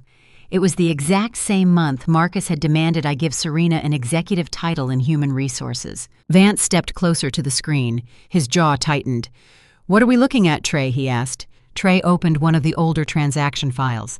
He cross-referenced the routing numbers with the legacy corporate server he had already breached. He looked up at me. His face was completely pale. "Nana," he whispered, "she is not just stealing the pension funds today. She has been systematically draining the company for half a decade." I leaned over the table. I read the origin codes on the transferred funds. My heart stopped beating. The money was not coming from the executive profit-sharing accounts. It was not coming from the corporate marketing budgets. The origin code belonged to the secondary health insurance premiums. Serena had been secretly siphoning money out of the medical benefits fund that covered my commercial truck drivers. She had been taking a small, unnoticeable percentage out of every single premium payment for 5 straight years. Every time one of my drivers worked a 60-hour week in the freezing Chicago winter, Serena was quietly stealing a fraction of the money meant to protect their families. She used that stolen money to fund her country club luncheons. She used it to buy her diamond tennis bracelets and her designer silk gowns. She built her entire luxury lifestyle on the backs of the working-class men and women who bled for my company. The sheer profound evil of her actions hit me like a physical strike to the chest. Marcus trying to steal my company to cover his bad debts was an act of extreme cowardice. But Serena stealing the health security of my blue-collar workers to buy expensive shoes was an act of pure, absolute malice. I felt a rage building inside me that was entirely different from anything I had felt before. This was not just about protecting my personal legacy anymore.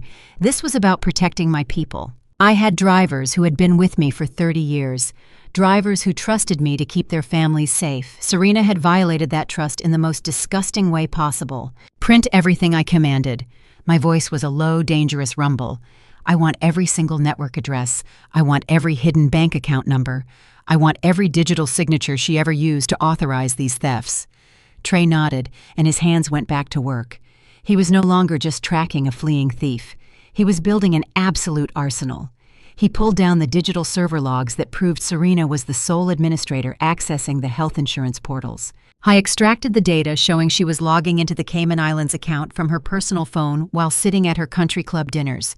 He found emails where she coordinated the offshore transfers with a shady international accountant, while Serena was sitting on national television crying fake tears and telling the world that I was a massive corporate embezzler. My 17-year-old grandson was quietly downloading the exact evidence that proved she was the true mastermind. She had built a perfect media narrative to destroy my reputation, but Trey was building an impenetrable fortress of federal evidence to destroy her life.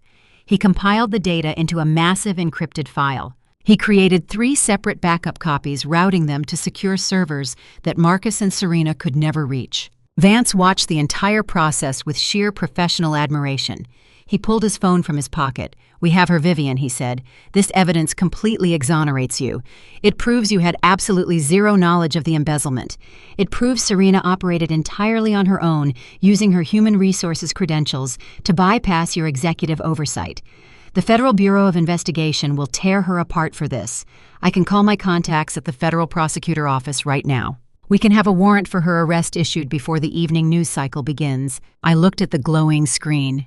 I thought about Serena smiling at the television cameras pretending to be a victim.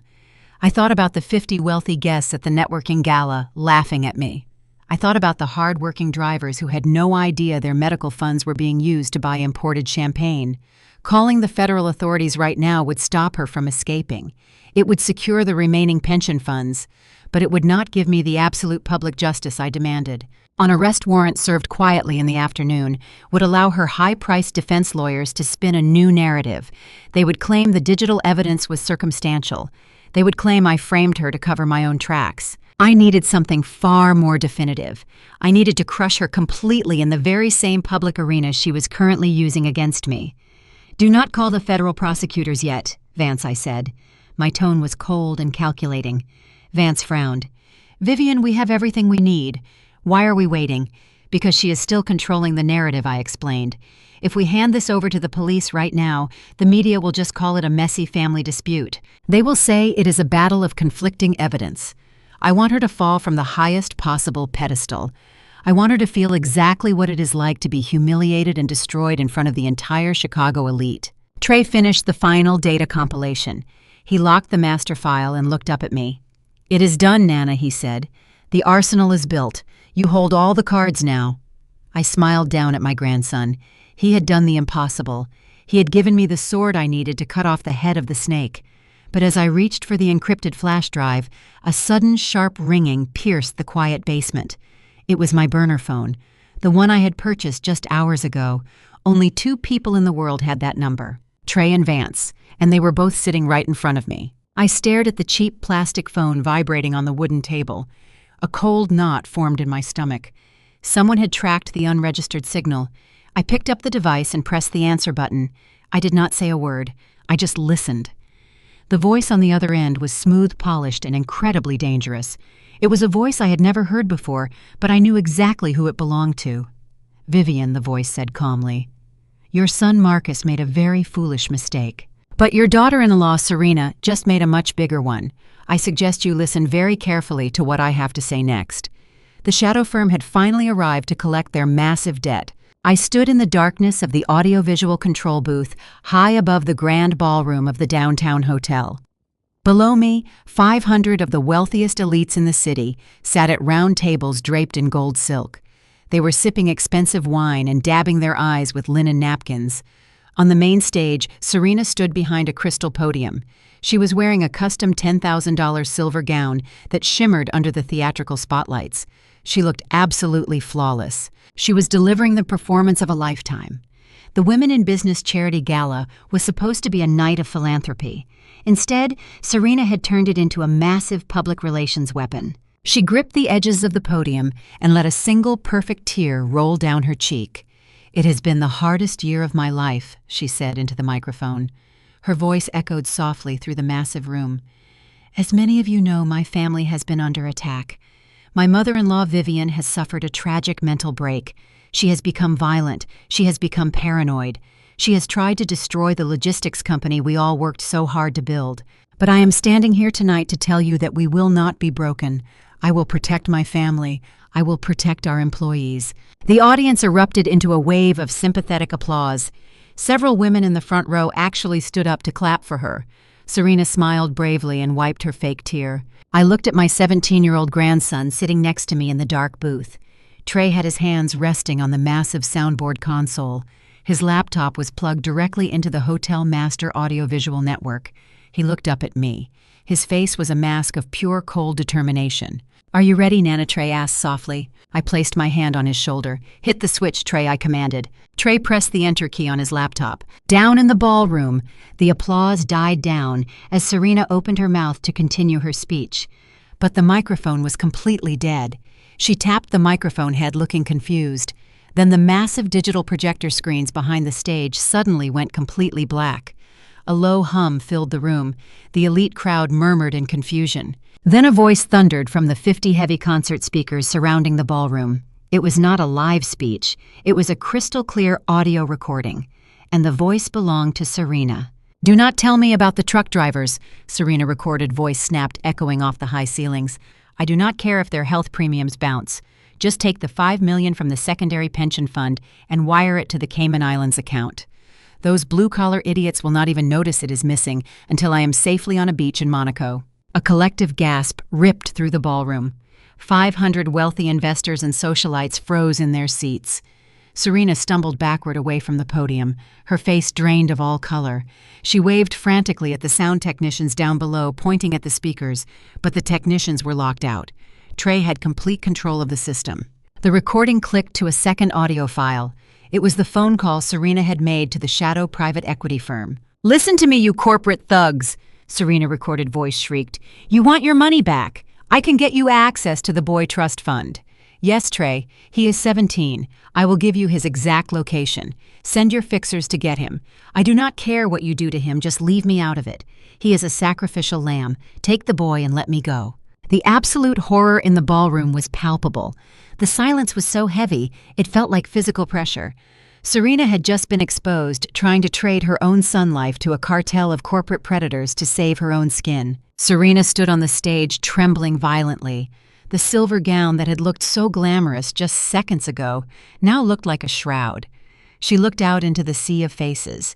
She locked eyes with the women in the front row who had just given her a standing ovation. Those women were staring at her with pure disgust. The wealthy friends she had spent years kissing up to were physically pushing their chairs back away from the stage. "Turn it off!" Serena screamed. Her voice echoed weakly without the microphone. "Turn it off right now. This is a setup. It is fake. It is artificial intelligence. She is framing me." But nobody was listening to her lies anymore. The crowd began to murmur loudly. People were pulling out their cell phones. Some were dialing their stockbrokers to pull their investments. Others were recording Serena as she completely unraveled on the stage. Then the heavy brass doors at the back of the ballroom swung open with a massive crash. The crowd parted like the Red Sea. A team of 20 federal agents marched straight down the center aisle. They wore dark suits and carried heavy tactical belts. The gold letters on their jackets identified them as the Federal Bureau of Investigation, White Collar Crime Division.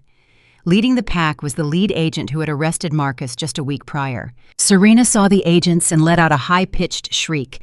She hiked up her $10,000 gown and tried to run toward the service exit at the side of the stage. But two agents were already waiting in the wings. They stepped out from behind the heavy velvet curtains and grabbed her by the arms. "Serena Vanguard, you are under federal arrest." The lead agent shouted, his voice booming over the chaos of the crowd. "You are charged with grand larceny, wire fraud, embezzlement, and conspiracy to commit extortion." Serena fought like a trapped rat. She kicked and thrashed her expensive heels slipping on the polished wooden stage. "Do not touch me," she screamed. "Do not put those on me. You do not know who I am. I have powerful friends. I will sue every single one of you." The agents ignored her threats entirely. They spun her around and slammed the cold steel handcuffs onto her wrists. The sharp click of the metal locking into place cut through the noise of the ballroom. They dragged her off the stage. As they pulled her down the center aisle, Serena kicked and sobbed hysterically. Her perfect hair was a tangled mess. Her makeup was ruined. The entire Chicago high society stood and watched her fall from grace. The people she had spent 5 years trying to impress were looking at her like she was a common street thief. She had wanted to be the queen of the city. Now she was just a criminal being paraded in front of her former peers. I walked out of the audiovisual booth and stepped onto the grand balcony that overlooked the entire ballroom. I walked up to the brass railing. I did not hide in the shadows anymore. I stood in the full light of the crystal chandeliers. Serena looked up as the agents dragged her past the center tables. She saw me standing on the balcony. She stopped thrashing for a split second. Her eyes locked onto mine. The pure hatred and absolute defeat in her expression was exactly everything I had waited for.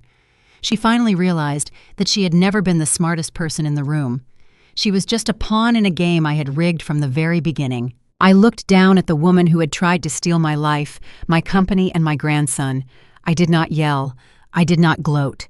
I simply reached over to a tray on the balcony railing and picked up a tall glass of sparkling champagne. I held the glass up high directly toward Serena. I gave her a slow, deliberate nod. Then I took a long, slow sip. Serena screamed my name, a loud, agonizing wail of pure defeat. The federal agents yanked her forward and dragged her through the heavy brass doors, pulling her out of the hotel and into the waiting federal transport vehicles. The doors slammed shut behind her. The ballroom erupted into absolute chaos. Reporters were shouting. Investors were dialing their lawyers. The elite society of Chicago was in a complete frenzy. I set my empty champagne glass down on the tray. I turned around and looked at Trey. My grandson was standing behind me holding his laptop. He had just watched his own mother be hauled away to federal prison. It was a terrible, heavy burden for a 17-year-old boy to carry. But his eyes were clear. He knew he had done the right thing. He knew he had protected the working-class people his mother had tried to destroy. "We did it," Nana Trey said quietly. "Yes, we did, Trey," I replied. I walked over and pulled him into a tight embrace. I held him close, letting him know that he was safe. "I promised David I would protect our family," I whispered into his shoulder. I just did not realize that protecting the family meant burning the traitors to the ground. I pulled back and smoothed the collar of his shirt. "We have a lot of work to do tomorrow, young man," I told him. "We have $5 million to return to a pension fund. We have a logistics empire to rebuild. And we have a legacy to secure." Trey smiled. It was the first genuine smile I had seen on his face in weeks. "I am ready, Nana," he said. We walked out of the balcony and headed toward the private elevator. The war was officially over. The predators had been locked in cages of their own making. I had lost a son who chose greed over loyalty, but I had gained a grandson who possessed the exact same fierce integrity that his grandfather David had built our entire life upon.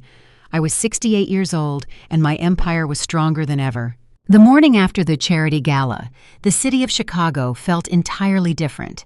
I woke up in my own bed in the quiet sanctuary of my mansion. The sun was rising over Lake Michigan, casting a brilliant golden light across the water. I walked down to my kitchen and poured myself a cup of black coffee. The chaotic media firestorm that Serena had ignited just 24 hours ago had completely reversed its course overnight. I opened the morning edition of the local newspaper. The front page did not feature a story about a deranged old woman. Instead, the bold black headline read, "Corporate Socialite Arrested in Massive Federal Embezzlement Scheme." The news networks that had eagerly broadcasted her fake tears were now relentlessly playing the audio of her vile confession. The entire city knew the absolute truth. The predators had been caught, and the matriarch had reclaimed her throne. But the war was not entirely over. Exposing a traitor is only the first step. Ensuring they pay for their crimes requires a heavy, relentless hammer of justice. The legal fallout was incredibly swift and absolutely brutal. Federal prosecutors do not play games when presented with an ironclad digital arsenal. 3 months after the dramatic arrests, I walked into the federal courthouse in downtown Chicago. I wore my sharpest navy blue suit. Trey walked right beside me, wearing a crisp gray suit of his own. We took our seats in the front row of the polished mahogany courtroom. I watched the heavy wooden doors open. Marcus walked into the room. I was no longer wearing his custom-tailored Italian suits. He was wearing a bright orange prison jumpsuit. His wrists and ankles were chained together. He looked incredibly pale and entirely broken. His arrogant corporate swagger had completely vanished. He looked at me from across the room. His eyes were begging for a single ounce of sympathy. I stared back at him with a perfectly blank expression. I did not blink. I did not nod. I simply watched as the judge read the list of charges against him. Marcus knew he could not win a trial. The audio recordings and the forged signature on the private equity loan were impossible to defend. His high-priced lawyers advised him to surrender. He stood before the federal judge and quietly took a plea deal to avoid spending the rest of his natural life behind bars. The judge slammed the heavy wooden gavel down on the sounding block. Marcus was sentenced to 15 years in a federal penitentiary for wire fraud and conspiracy to commit elder abuse. As the bailiffs led him out of the courtroom, he looked back at me one last time. He mouthed the words, "I am sorry." I did not react. An apology does not erase betrayal. He made his choices, and now he was going to live with the devastating consequences. Serena, on the other hand, was far too arrogant to take a plea deal. She actually believed she was smart enough to charm a federal jury. She believed she could bat her eyelashes and play the innocent victim one last time. Her trial was a spectacular catastrophe. She hired an aggressive defense attorney who tried to argue that Marcus had manipulated her into the entire scheme.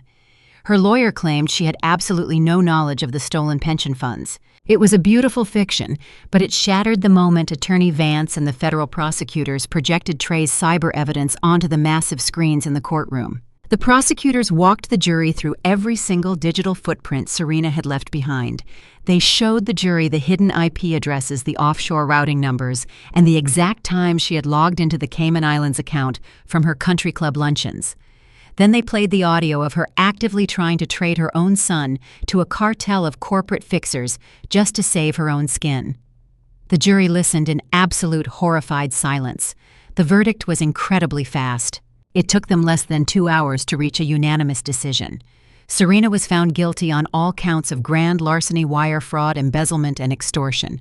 The judge did not show her a single shred of mercy. He looked down at her from the high bench and sentenced her to 20 years in federal prison without the possibility of early parole.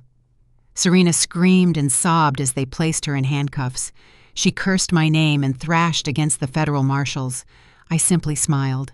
The untouchable queen of the country club was now just another federal inmate facing 2 decades in a concrete cell. With the traitors permanently locked away, I turned my attention to the most important task of all. I had a massive responsibility to the people who had built my company. I drove down to the main freight yard on the south side of Chicago. The air smelled of diesel fuel and cold morning frost. Dozens of heavy freight trucks were lined up at the loading docks. I gathered my employees together in the center of the massive warehouse. I looked into the eyes of the men and women who drove through blizzards and broke their backs to keep our supply chains moving. I did not hide behind corporate public relations statements. I told them the absolute truth. I told them that their health premiums had been compromised by a thief. A heavy silence fell over the warehouse. I saw the fear in their eyes, but then I smiled. I told them that because of the brilliant work of my grandson, we had tracked down every single stolen cent. The federal authorities had successfully seized the offshore Cayman Islands account. The entire $5 million had been fully recovered and safely deposited right back into their pension and health funds. Their retirements were completely secure. The warehouse erupted into a massive wave of cheers and applause. Rough hands reached out to shake my hand. They knew I was a leader who would go to war to protect them. The loyalty in that building was instantly cemented for generations to come. I was not just their boss. I was their protector. The final legal matter I had to handle was not in a criminal court. It was in a quiet, warm family law courtroom on a bright Tuesday morning. I sat at a polished table next to Trey. We were not there to fight. We were there to build. A kind elderly judge reviewed a thick stack of paperwork. He looked at Trey and asked him if this was truly what he wanted. Trey smiled a bright, genuine smile and said yes. The judge signed the documents with a heavy black pen. With that single signature, the legal ties to Marcus and Serena were permanently severed. I officially and legally adopted Trey. I took full, absolute guardianship of the young man who had risked his life to save mine. He was no longer just my grandson. He was my son. I used my personal, untouched resources to pay his entire college tuition in full. He enrolled in a prestigious university to study corporate law. He told me he wanted to learn how to protect companies the same way Gregory Vance protected me. I knew he was going to be a brilliant attorney. He already possessed a fierce integrity that his biological parents completely lacked. He understood that true family is never defined by blood. It is defined by loyalty, respect, and the willingness to stand in the fire for the people you love. 5 years passed by in a blur of tremendous growth and absolute peace. I am 69 years old now. I stand on the top floor of the newly rebranded Vanguard Logistics corporate headquarters. The floor-to-ceiling glass windows offer a breathtaking view of the entire Chicago skyline. The city stretches out below me like a massive grid of endless possibilities. The company is stronger and more profitable than it has ever been. We weathered the storm and we rebuilt the empire on a foundation of total transparency and fierce loyalty. I hear the heavy oak doors of the executive suite open behind me. I turn around and smile. Trey walks into the room. He is 22 years old now, wearing a sharp, tailored suit. He carries himself with a quiet, commanding confidence. He recently graduated at the very top of his class, and he knows exactly how to navigate the ruthless corporate landscape. I walk over to my massive mahogany desk. I pick up a heavy set of brass keys. I walk over to Trey and place the keys firmly into the palm of his hand. "This office is yours now, Trey." I tell him, my voice filled with overwhelming pride. The trust is fully operational. The fleets are running on schedule. The empire belongs to you. You earned every single piece of it. Trey looks down at the keys and then looks up at me. His eyes are bright with gratitude and determination. "Thank you, Nana," he says softly. "I will protect this legacy with my life." "I know you will, Trey," I reply. I pat his shoulder and walk toward the door. I am leaving the corporate battlefield behind. I have fought my wars. I have purged the traitors from my ranks. I have secured the future of my family and my employees. My work in Chicago is officially done. I just finalized the purchase of a stunning historic villa in the south of France. It sits on a high cliff overlooking the sparkling blue waters of the Mediterranean Sea. I plan to spend my mornings drinking expensive coffee on my private terrace and my afternoons running occasional board meetings from a laptop overlooking the ocean. I earned my peace and I'm going to enjoy every single second of it. So that is my story. I would love to hear what you think. Was I too harsh in letting my son and daughter-in-law go to federal prison for decades, or did they get exactly the severe punishment they deserved? Let me know in the comments below and subscribe for more stories.